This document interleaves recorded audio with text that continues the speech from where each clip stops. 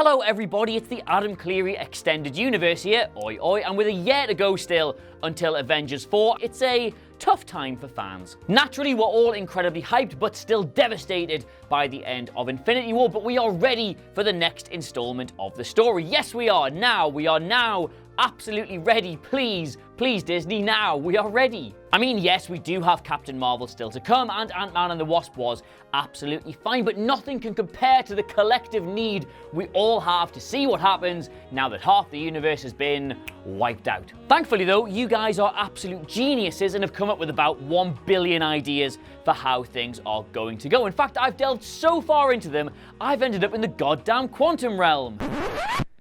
You promised me that was going to be funny. Yeah, but it is, isn't it? It is.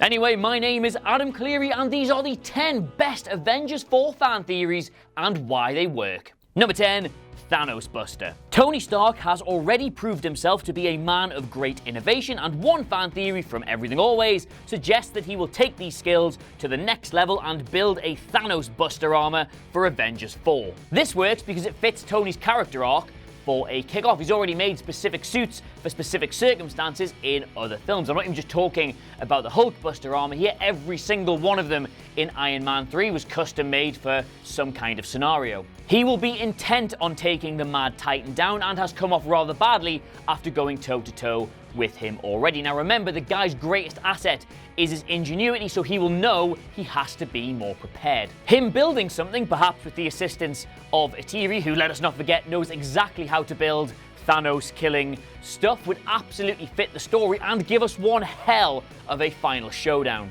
Number 9, Thanos time-traveled. At the very end of Infinity War, we see Thanos battle-worn but content after he snapped his fingers and rebalanced the universe. He seems to be at peace, sitting on a farm with his armor standing as a scarecrow.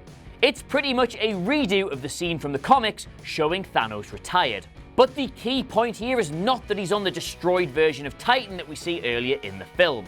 The planet is lush and lively, as if he's undone its catastrophic end, but that's impossible, or he would have simply done that rather than killing half of existence if it were an option. One theory suggests Thanos actually time travels to his retirement, returning to Titan's past to live out his days in peace. And it makes a lot of sense. This works because Thanos, as he told Tony Stark, is haunted by knowledge, and the thing that haunts him the most is that the entire universe will suffer the same fate as his home world. Now ask yourself, if that was you, what would you do when it was all said and done? You'd return there, wouldn't you, when it was at its most beautiful or its most peaceful to, well, seek out your own peace. Number 8, the stones have to be destroyed. A lot of speculation has been published across the internet concerning what happens at the end of Avengers 4, and specifically what will happen once Thanos is defeated. In the comics, the Infinity Gems are handed out to Guardians to protect them and keep them out of the hands of villains. But that's the thing with the MCU, it can't merely be out of sight and out of mind. There needs to be a firmer solution. With the Time Stone affording its user the chance to mess with the timeline and other stones basically nerfing even the most powerful heroes, the stones are simply too powerful not to be permanently destroyed. And that is where Avengers 4 is headed, according to one train of thought. This works simply because we've seen a lot of hints in the MCU already about the stones being destroyable. Now, yes, I know Thor failed using Mjolnir, but we have seen that an Infinity Stone can be destroyed by using a power equal to itself. Like, for example, itself. I mean, Scarlet Witch destroys the Mind Stone because she is powered by the Mind Stone. And there is no chance in hell Marvel are going to leave a thread as juicy as that just dangling around. Like, it trumps absolutely every villain if all the heroes are aware that things can be fixed or undone by using a single one of those stones. It kills all future stakes, so the stones have to go. Number 7, Thanos broke time and will pay for it. As pointed out by one theory, the first synopsis for Avengers 4 mentioned the heroes understanding how fragile this reality is in the wake of the snap. This suggests that the reason for this fragility is down to Thanos messing with the order of things. As established in Doctor Strange, messing with time by using the Time Stone can have grave consequences. The suggestion is that when Thanos turns back time to stop the Mind Stone being destroyed, he interfered with the natural order of things and thus broke time. As an extension of that theory, it could be that Thanos is made to pay for that interference by entities more invested in the preservation of that order. You've got cosmic entities like the Living Tribunal, the Beyonder, and Eternity. So what if they turn up to make him answer for his crimes? This works because the idea of time being broken, and that being a really, really big deal, was so well laid out in Doctor Strange. Cast your minds back to that film and Wong telling Strange that he has broken the space-time continuum. Mordo goes on to say, and I've got it here, temporal manipulations can create breaches in time, unstable dimensional openings, spatial paradoxes, and time loops. These are learned men. They know what they're talking about. The idea of these cosmic entities turning up to enact some kind of justice on Thanos absolutely fits with this whole idea of crime and retribution. Plus, if we're heading towards an MCU with Galactus in it, they need to better establish them as soon as possible. Like, yes, I know we've had Dormammu, but now it's time for the big lads. Number 6. Gamora escapes the Soul World. As the Russos hinted that Gamora is trapped in the Soul World, it makes sense that we're going to see more of her in Avengers 4. And, you know, once Peter Quill gets wind of her being trapped, there is no way he's not going to try and rescue her, assuming that he's brought back to life somehow. One theory suggests that the love sacrifice clause in the Soul Stone's contract was no more than a trick, and that Gamora is now one with the stone and will bring about Thanos' demise. That would suggest she'd have to escape her ethereal prison first, of course. This works because, well, misdirection. We've already seen a lot of hints that Gamora is going to play a big part in Avengers 4 and Guardians 3 if it ever happens, and that's really, really difficult if you are absolutely, completely, fully, really dead. Like, go try it. Go and die and appear in a film. You can't. You're not Carrie Fisher. And plus, the idea of the Soul Stone being this ethereal, corporeal place you can actually inhabit and subsequently escape from is lifted directly out of the comics. It would not surprise me in the single slightest, tiniest little bit to see her scheming her way out of it somehow. Number 5.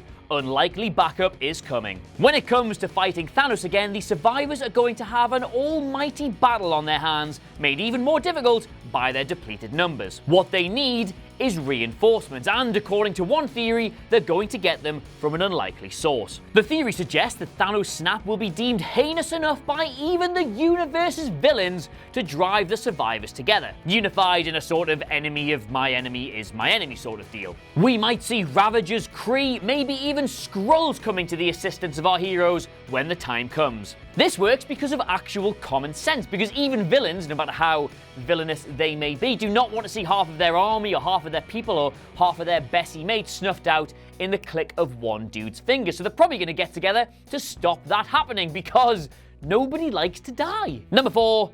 Avengers 4 will be Infinity War rebooted. What we really need to know is how Captain Marvel will be of any assistance at all when Thanos has already killed off half of existence. Sure, yes, she's powerful, but unless she can actually affect time, then she's as useless as a marzipan dildo. But what if Marvel's comic book power of cosmic awesomeness, which allowed him to sense major disasters before they happened, could be used by Captain Marvel to see the Thanos threat coming before it does? What if her arrival in the MCU sees her actually jump in time before the Battle of Wakanda, and the climax of Avengers 4 sees her using her foresight to help the Avengers actually win it? This works because of that shot in the Infinity War trailer. You remember the one where they're all running towards the battle in Wakanda and Hulk is there. Now yes, I know they do stuff in the trailers just to get people off the scent, but animating Hulk would have been an absolute ball ache, so why do it for the sake of a 3-second shot? Could it be that this was instead completed footage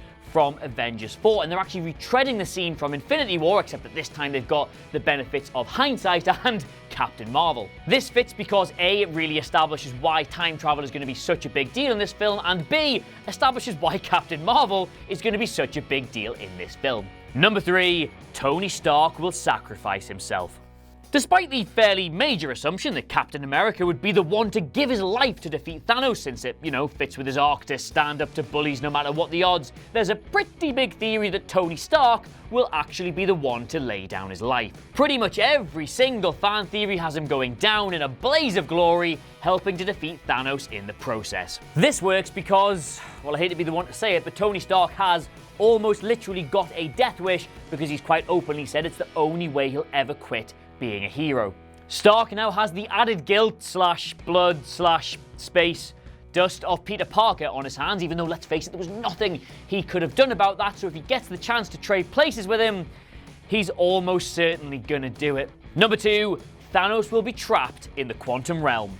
According to one theory, the fact that the Infinity Gauntlet doesn't seem to impact Scott Lang in the quantum realm suggests that the Infinity Stones won't work there either. The Avengers will discover this and will lure Thanos into the quantum realm, where a bloody battle will occur and Thanos will be defeated and stranded. The theory also suggests the Avengers will then escape and leave the gauntlet with Thanos, leaving him with a pretty but ultimately useless artifact. So it'll end up being protected from further use in the most poetic way possible. This not only works because I am, yes, the North Tyneside Young Poet of the Year 1997, and I go in for anything even remotely poetic, true story that, by the way, but because it is the most fitting end to the film imaginable.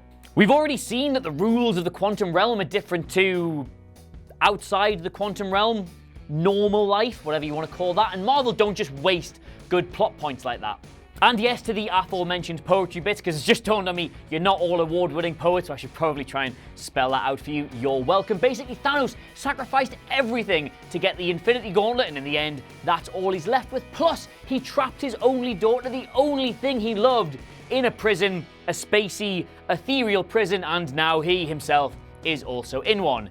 AB. That's how it works. Number 1, B.A.R.F is the key to time travel. Tony Stark's B.A.R.F technology, which, Jesus goddamn Christ, why couldn't they have come up with another name for that, was introduced in Captain America Civil War, and it's almost certainly going to play a part in undoing Thanos' work. According to one theory, Stark will combine the technology with Scott Lang's knowledge of quantum energy and how it can manipulate time in the quantum realm to create a portal directly into real memories in the past. This works because, well, dear God, there are loads of reasons.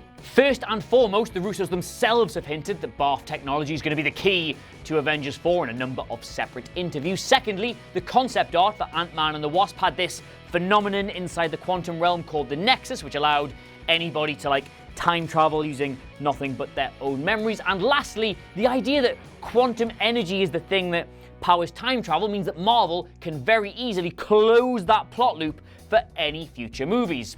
What more do you want? If B.A.R.F technology, or something close enough to it, is not how they win in Avengers 4, I will buy each and every one of you some kind of little mini commemorative cup at me in a year's time. So there you have it, the 10 best Avengers 4 fan theories and why each and every one of them works. Let us know what you made of it all in the comments below, and of course don't forget to like, share and subscribe. You can follow me on Twitter, somewhere, What Culture on Twitter, also somewhere. But in the meantime, thank you very much for watching. I have been Adam Cleary. This was Ash is Gone, never mind, and we will see you soon. Bye.